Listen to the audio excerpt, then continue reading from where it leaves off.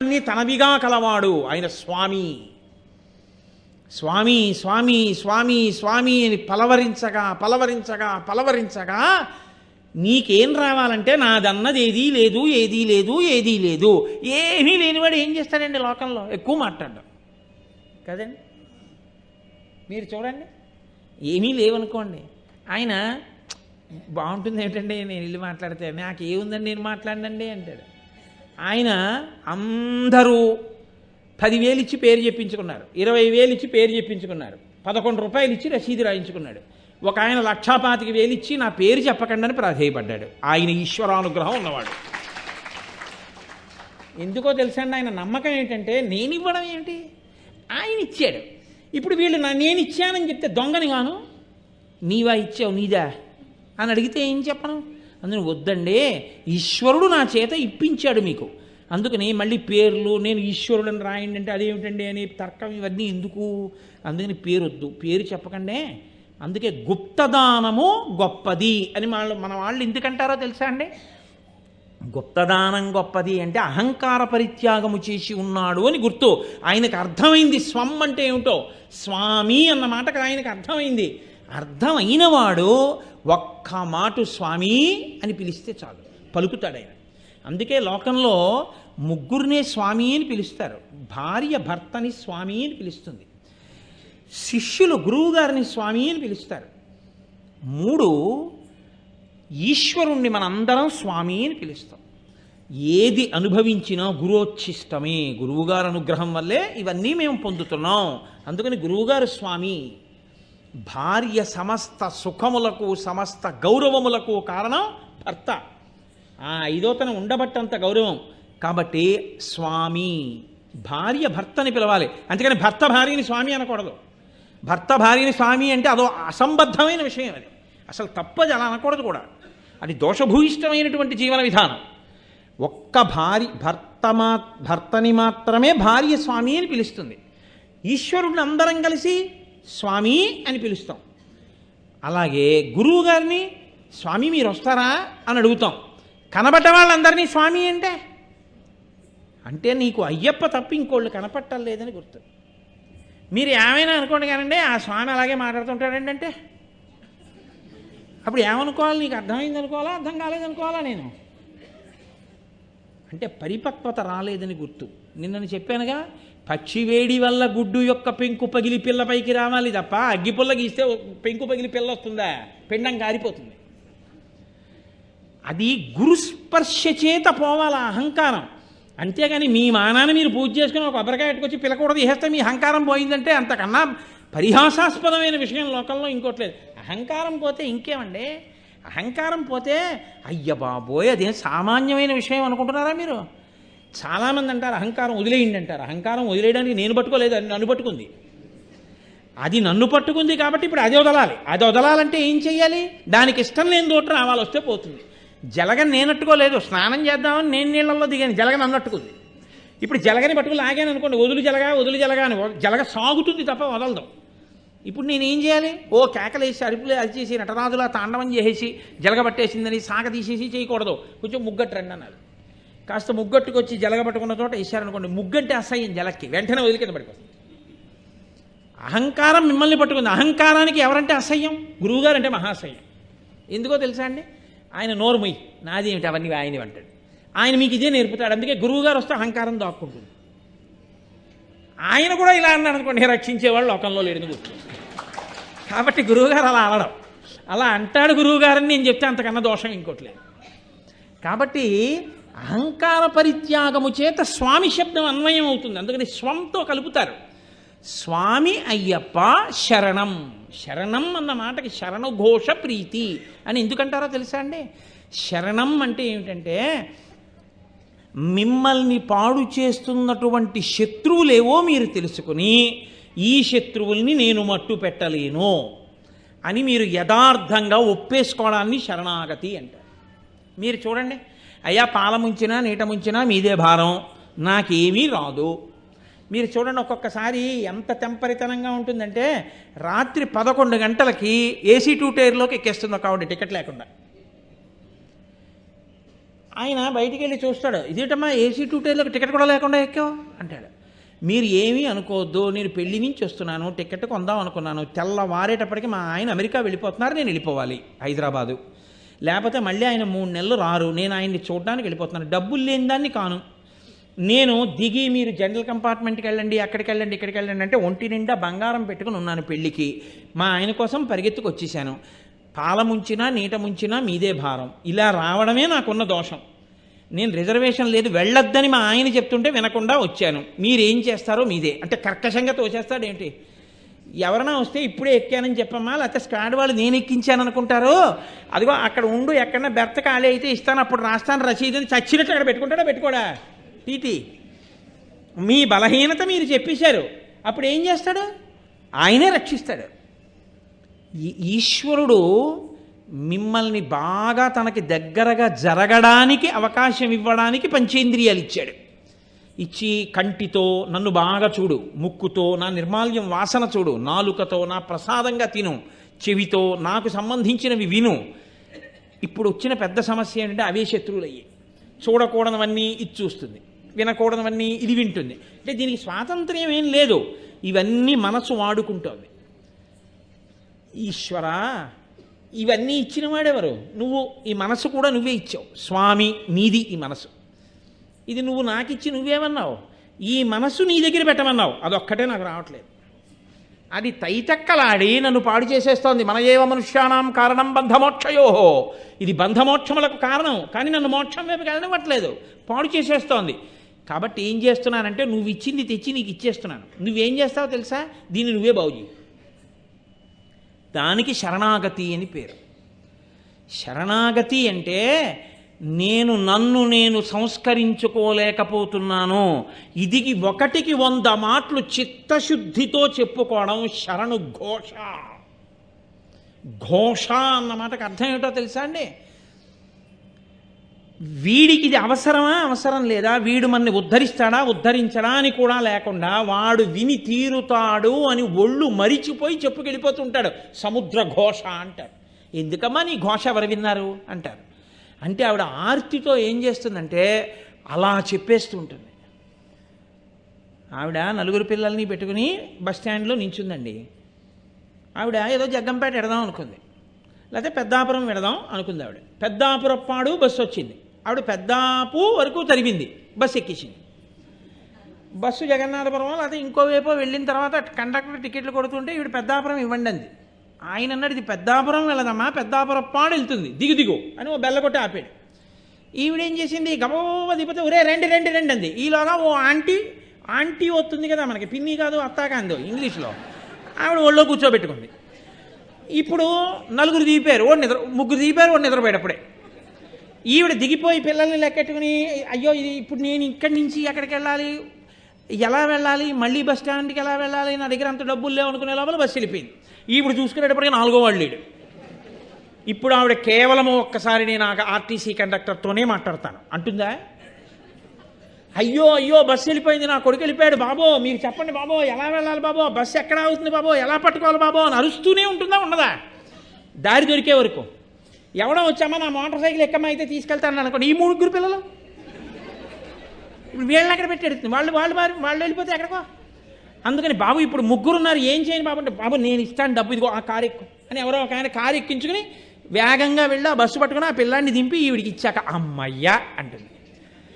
అంటే వీడు రక్షిస్తాడా రక్షించడా అని కూడా చూడకుండా, వీడు వింటున్నవాడు ఏమైనా రక్షిస్తాడా అని లేకుండా సిగ్గు విడిచిపెట్టి, ఈశ్వరా నువ్వు తప్ప నన్ను ఈ శత్రువుల నుంచి కాపాడేవాడు లేడని ఎలుగెత్తి అరిచి చాటి చెప్పడమే శరణుఘోష.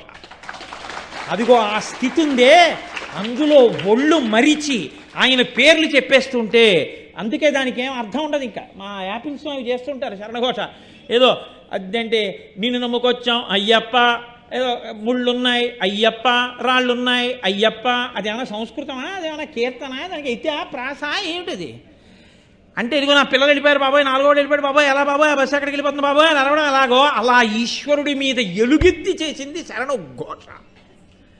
అలా పొంగిపోయి 40 రోజులు నువ్వు చేయగలవా, అలా పరవశించిపోగలవా?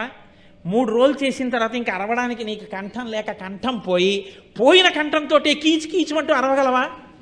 అదేంట్రా 3 రోజులకే నీ కంఠం పోయిందంటే నవ్వేసి పోన్లేరా, నేను ఇంకెక్కువ మాట్లాడక్కర్లేదు, 40 రోజులు ఎందు ఈశ్వరుడు ఎందు మనసు పెడతాను అనగలవా? ఆ శరణు ఘోష దండపాణి స్వామికి ప్రియం. వాళ్ళందరూ శరణఘోష చెప్తే ఆయనకి ఎందుకు ప్రియం అంటే ఆయన గురువుగారు కాబట్టి ప్రియం. వీళ్ళు మార్గంలో పడ్డారా, వీళ్ళ శత్రువుని వీళ్ళు గుర్తించగలిగారు.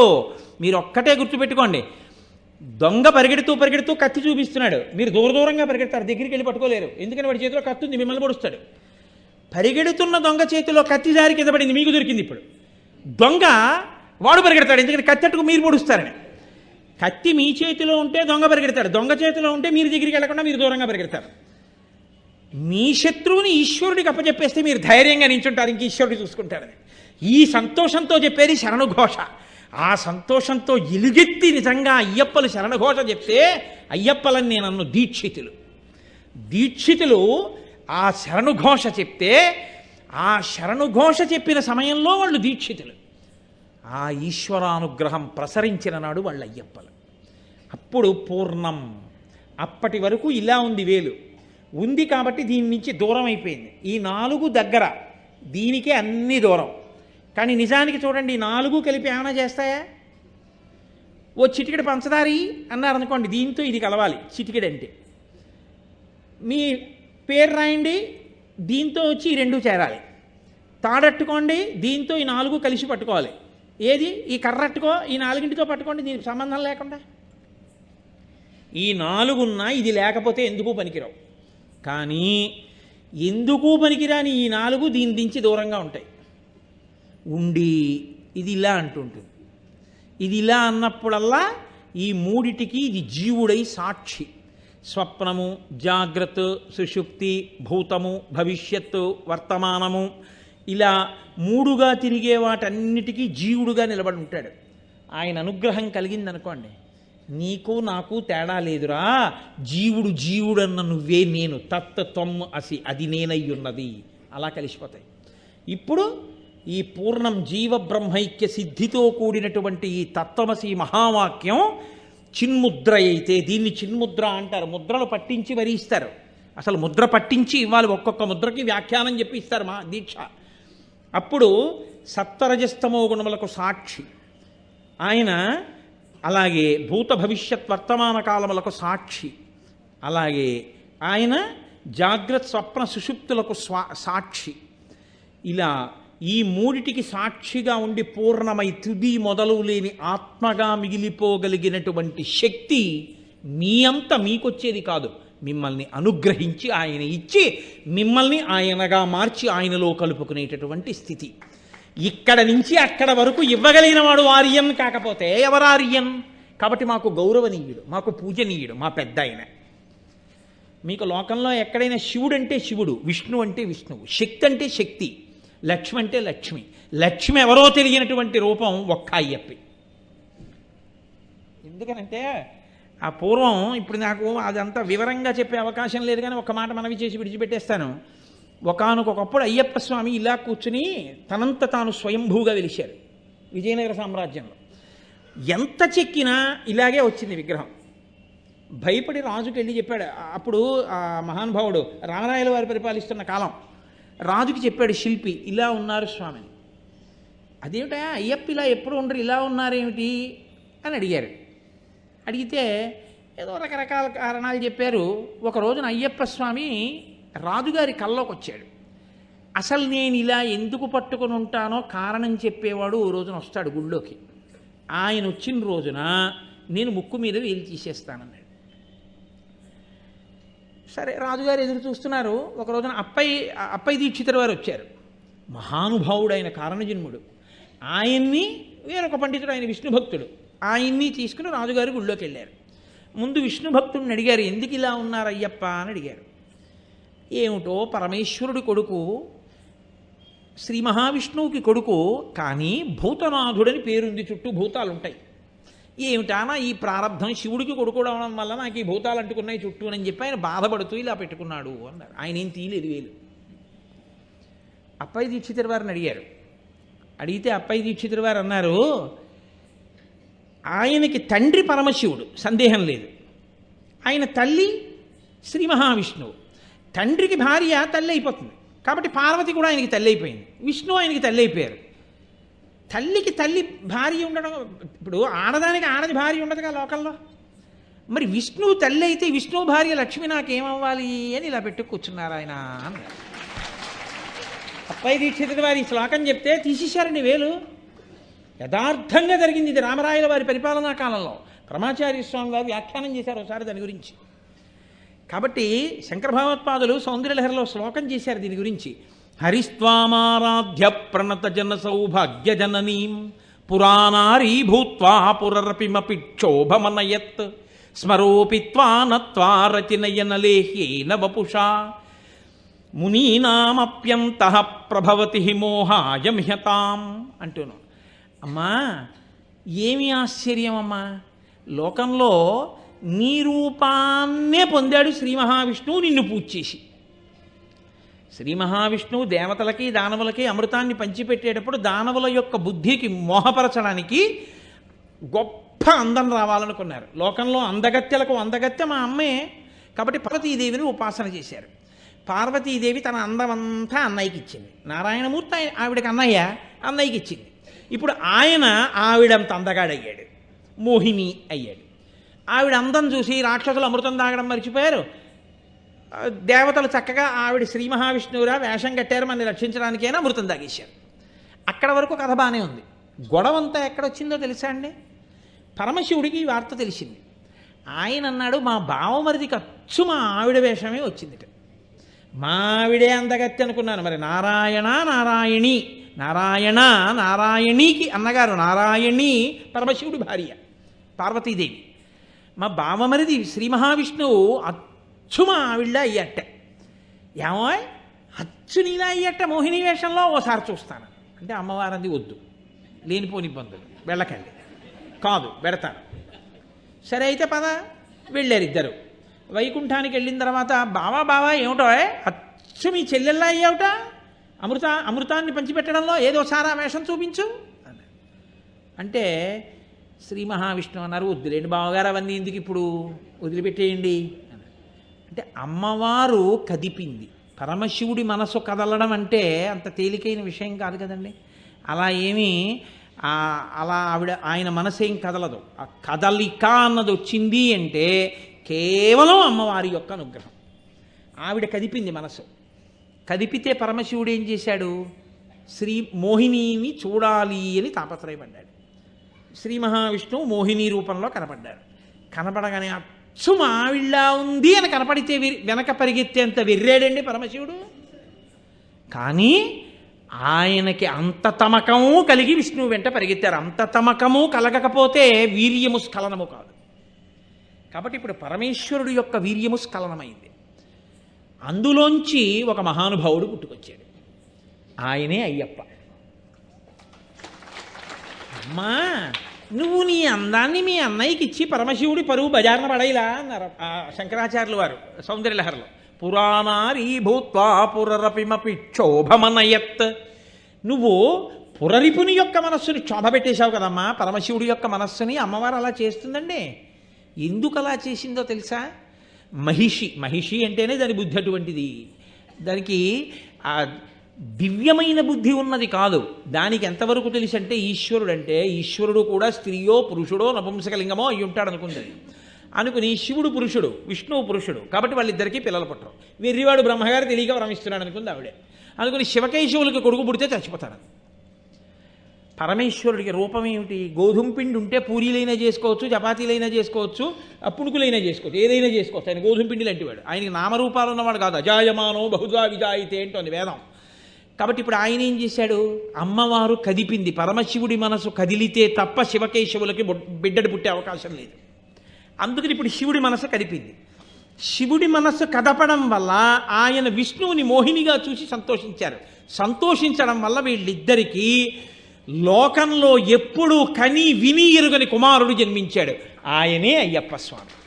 ఇప్పుడు ఆయన ధర్మశాస్త్ర పుట్టుకతో పరమశివుడి యొక్క కొడుకు కాబట్టి ఈశాన సర్వవిద్యానాం ఈశ్వర సర్వభూతానాం బ్రహ్మాధిపతి బ్రహ్మణోధిపతి బ్రహ్మ శివోమి అస్తు సదాశివోం. ఆయనకి ధర్మం అంటే ఇష్టం.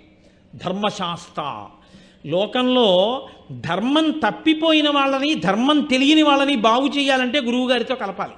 కలిపితే గురువుగారి దగ్గర ధర్మం నేర్చుకుంటారు. అందుకని ఆయన ఏం చేశారంటే, నా దర్శనం చేయాలంటే దీక్షలో ఉండి నా దగ్గరికి వెళ్ళారు. కాబట్టి ఇప్పుడు దీక్ష తీసుకోవాలంటే గురువుగారి దగ్గరికి వెళ్ళాలి. గురువుగారి దగ్గరికి వెళ్తే గురువుగారు ఏమంటారు? నీ చెప్పినట్టు ఉంటావా? చొక్కా వేసుకోవడం మానేస్తావా? ఎడంభుజం మీద ఉత్తరీయం వేసుకుంటావా? పంచ గోచి పోసి వెనక నుంచి కట్టుకుంటావా? చెప్పు దీక్షిస్తాను. ఇప్పుడు ఏం చేస్తాడు? ఎందుకు గురువుగారు అలా కట్టుకోవడం? ఆయన ధర్మం అంతా చెప్తారు. ఇది 40 రోజులుగా బతికున్నంతకాలమా? బతికున్నంతకాలం. ఒక్కసారి వెళ్ళొచ్చినా ఆయన అనుగ్రహం పడితే ఏమైంది? ఓ మెట్టు ఎక్కేసావు జీవితంలో.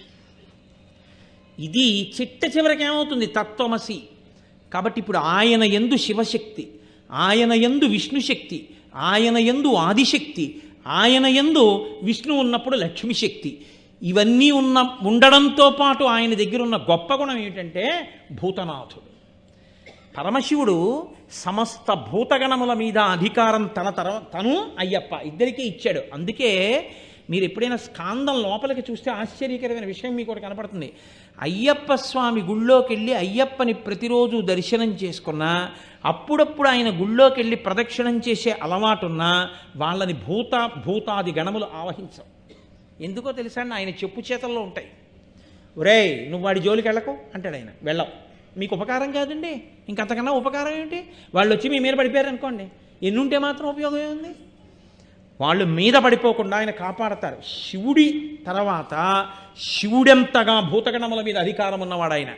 శివుడిలా ధర్మమునందు అనురక్తి ఉన్నవాడు, శివుడిలా గురువులంటే ప్రీతి ఉన్నవాడు, శివుడిలా జ్ఞానమిచ్చి మోక్షం ఇవ్వగలిగినవాడు, విష్ణువులా పూర్ణుడు, విష్ణువులా పుష్కలుడు, విష్ణువులా ఏది కావాలంటే అది ఇవ్వగలిగినవాడు, అమ్మవారిలా శక్తి స్వరూపుడు, అమ్మవారిలా నిరంతరము ఎటువంటి కదలికలైనా కదలించగలిగినటువంటి వాడు, ఎంత శక్తినైనా ఇవ్వగలిగినవాడు, ఇన్ని కదలికలను ఆపి లయం చేసి మోక్షం ఇవ్వగలిగినవాడు, ఇన్ని చెయ్యగలిగినవాడు. కాబట్టి తనలో తాను రమిస్తూ పైకంటితో కాకుండా యోగ దృష్టితో చూస్తుంటాడు. ఎవడు లోపల ఎంత చిత్తశుద్ధితో చేస్తున్నాడు, పైకి ఎంత డాంబికంగా ఉన్నాడు. నేను మీకు ఒక యథార్థం చెప్తున్నాను ఇవాళ. ఒక్కొక్కసారి ఏ దీక్ష లేకుండా అయ్యప్ప స్వామి గుడికి వెళ్ళినటువంటి కొంతమందికి, అసలు జీవితంలో అయ్యప్ప దీక్ష తీసుకొని వాళ్ళు కొంతమంది ఆ గుడికి వెడితే 50 సార్లు దీక్ష తీసుకున్న వాళ్ళకన్నా కూడా అద్భుతమైన రీతిలో అయ్యప్పని సేవించుకునే అదృష్టాన్ని ఆయన ఇచ్చిన సందర్భాలు ఎన్నో ఉన్నాయి. దేనివల్ల ఇస్తాడో తెలుసా అండి? వీడి నా దీక్ష పట్టాడని ఇవ్వడం కాదు. వీడికి ధర్మమునందు అనురక్తి ఉంది, వీడికి వేదమునందు అనురక్తి ఉంది, వీడికి నా రూపమునందు అనురక్తి ఉంది, ఈశ్వరుడి యందు అనురక్తి ఉంది. అది ఆయనకి చాలు. నీవు విష్ణు భక్తుడవైనా అయ్యప్ప భక్తుడవే, శివభక్తుడవైనా అయ్యప్ప భక్తుడవే, శాక్తేయుడవైనా అయ్యప్ప భక్తుడవే. నువ్వు ఏ రూపాన్ని భక్తితో కొలిచి వేదాన్ని నమ్మి జీవించినా నువ్వు అయ్యప్పని చేరుకోగలవు. అది ఆయన గొప్పతనం. శివకేశవుల యొక్క అభేదమైనటువంటి రూపం, అంతటి గొప్ప స్వరూపం, సమస్త దేవతా సమాహారము. అటువంటి మహాపురుషుణ్ణి సేవించడానికి జీవితంలో గురువుగారితో అనుబంధం ఏర్పడి ఆయన మెడలో మాల వేసి శ్రీరామరక్ష కట్టి చిట్ట చివర మళ్ళీ ఇరుముడి కట్టే పర్యంతం 41 రోజులు నువ్వు నాతో కలిసి ఉండవచ్చు. గురువుగారిచ్చిన మహదవకాశం. దీన్ని వాడుకుని గురువుగారితో కలిసి ఉండి జీవితాన్ని అభ్యున్నతి పదంలో నడిపించుకున్నవాడెవరో వాడు ధన్యుడు, వాడు దీక్షితుడు, వాడు సమస్తమును పొందినవాడు. అది ఒక్కసారికే లభించవచ్చు. అది మీరు గురువుని సేవించడం మీద ఉంటుంది, మీరు ఆ తాపత్రయంతో శరణుఘోష చెప్పడం మీద ఉంటుంది తప్ప అసలు ఏ ప్రయత్నము చేయకుండా కేవలం ఏదో ఒంటి మీద ఉన్న బట్ట రంగు మార్చడమే దీక్ష అనుకున్న వాడికి ఎన్ని మాటలు చేసినా ఊయల ఎక్కి ప్రయాణం చేసి కాశీ పెడదాం అనుకున్నవాడు కూడా అయి ఉండవచ్చు. కాబట్టి గురువుతో ఉండడానికి మీరు ఎక్కువ ప్రాధాన్యత ఇవ్వండి. గురువుగారి దగ్గర తెలుసుకోవడానికి ఎక్కువ ప్రాధాన్యత ఇవ్వండి. ఇవాళ మీకు ఒకటి తెలిస్తే రేపటికి మీ గురువుగారి వల్ల ఇంకొకటి తెలిసి తీరాలి మీకు. అదే దీక్ష యొక్క గొప్పతనం. కాబట్టి చక్కగా మీ అందరూ ఎన్నో పర్యాయములు దీక్ష వహించిన వారు, ఈశ్వరుణ్ణి సేవించిన వారు. కాబట్టి సంతోషంగా మీ అందరూ దీక్షాకాలాన్ని పూర్తి చేసుకుని అయ్యప్ప స్వామి వారి యొక్క దివ్య దర్శనాన్ని పొంది పరమ సంతోషంతో మళ్ళీ క్షేమంగా తిరిగొచ్చి మీ భార్యాబిడ్డలతో సుఖమయమైన జీవితాన్ని గడిపి పరమేశ్వరుడి అనుగ్రహంతో చక్కటి వైరాగ్యమును పొంది ఆయన అనుగ్రహంతోనే జ్ఞానసిద్ధిని పొంది మోక్షమునకు హేతువగుగాక. అలా మిమ్మల్ని నన్ను అందరినీ పరాత్పరుడైనటువంటి ఆర్యన్ సమస్త కాలమునందు అనుగ్రహించాలని ఆయన పాదములు పట్టి సాంజలిబంధకంగా నమస్కరిస్తూ నా ఈ ఉపన్యాసాన్ని పూర్తి చేస్తున్నాను. ఒక్క మాట మనవి చేసి పూర్తి చేస్తా. ఈ 2 రోజులు నేను చేసిన ప్రసంగాలు నా జీవితంలో కొన్ని వేల ప్రసంగాలు చేశాను ఇప్పటిదాకా. ఈ 2 ప్రసంగాలు నాకు ఇచ్చినంత తృప్తి నాకు ఏ ప్రసంగం ఇవ్వలేదు. ఎందుకో తెలుసా అండి? ఒక్కటే కారణం, ఎంతమంది విన్నారు, ఎంతమంది దీనికి సంతోషించారన్న దాంతో నాకు ఏ సంబంధము లేదు. నేను లోపల ఎవరి పాదములు పట్టుకుని చెప్పానో తెలుసా అండి?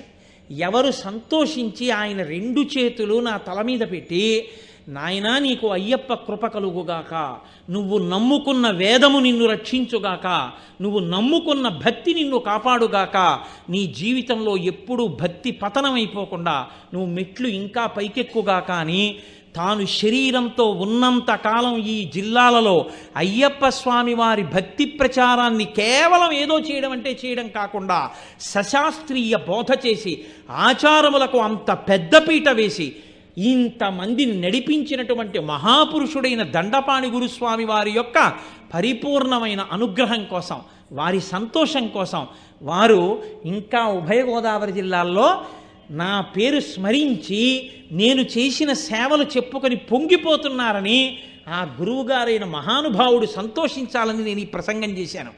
కాబట్టి ఈ ప్రసంగాల చివర ఒక అరటిపండు కూడా పుచ్చుకోవడానికి నేను సిద్ధంగా లేను. ఏ సత్కారమును, ఏ సన్మానమును నేను పుచ్చుకోను. నాకు కావలసిన సత్కారం ఒక్కటే, మహాపురుషుడైన దండపాణి గురుస్వామి గారి అనుగ్రహం. అది వినా నువ్వు ఇంకేమైనా పుచ్చుకొని నాకు సలహా చెప్పగలిగిన వాళ్ళు ఇంకొకళ్ళు ఉండరు, వాళ్ళ కొడుకుతో సహా. మా నాన్నగారు గురుస్వామి, వారి అనుగ్రహం కాకుండా మా అరటిపండు గొప్పదని చెప్పగలరా మీరు? మీరు ఎలా ఇవ్వగలరు నాకు? కాబట్టి అది వినా నాకు అక్కర్లేదు. కాబట్టి నేను ఏమీ పుచ్చుకోకుండా వీధికి దిగి ఇంటికి వెళ్ళిపోతే నేను ఎంతో సంతోషాన్ని పొందుతాను. ఆ సంతోషం నాకు ఉండనివ్వండి. నేను వారిని ఎప్పుడూ నా మాంసనేత్రాలతో చూడలేదు, కానీ వారి దివ్యమైనటువంటి తేజస్సుని చూశాను, పొంగిపోయాను. నిజంగా ఆయన గురించి చదివి, ఆయనకి వేదం మీద ఉన్న నిష్ఠ, బట్ట గురించి కూడా ఆయన ఎంత తాపత్రయపడ్డారో చూసి ఇవాళ నేను ఆ పటలపన్నంలోంచి కొన్ని మంత్రముల వ్యాఖ్యానం చెప్పాలి అని చెప్పాను. కాబట్టి నాకు తెలుసని నేను దీక్షలు పట్టానని చెప్పలేదు, ఆయన తృప్తి పొందాలని చెప్పాను. పూర్తిగా నమ్మి చెప్పాను. నేను చెప్పింది సత్యమని తెలిసి చెప్పాను. కాబట్టి నాకు నేను చెప్పిన దాని మీద ఏమీ బెంగలేదు. నాకు పరిపూర్ణ హృదయంతో చెప్పాను. నాకు ఆయన అనుగ్రహం వినా అంతకన్నా గొప్పదోటి ఉంది అని నేను అనుకోవట్లేదు. కాబట్టి ఆయన అనుగ్రహం నాకు చాలు. దయచేసి నాకు ఏ ఇతర సత్కారమును సంకల్పము చేయవద్దు. మంగళాశాసన పరైహిమదాచార్య పురోగమై సర్వైశ్చ పూర్వైరాచార్యై సత్కృతాయాస్తు మంగళం. మంగళం కోసలేంద్రాయ మహనీయ గుణాత్మనే చక్రవర్తి తనూజాయ సర్వభౌమాయ మంగళం. ఉమాకాంతాయ కాంతాయ కామితార్థప్రదాయినే శ్రీగిరీశాయ దేవాయ మలినాథాయ మంగళం. కరచరణకృతం వా కర్మవాక్కాయజం వా శ్రవణనైనజం వా మానసం వాపరాధం విహితం వా సర్వమేత్తక్షమస్వ. శివ శివ కరుణాబ్ధే శ్రీ మహాదేవ శంభో. సర్వం శ్రీ ఉమామహేశ్వర పరబ్రహ్మార్పణమస్తు. స్వస్తి.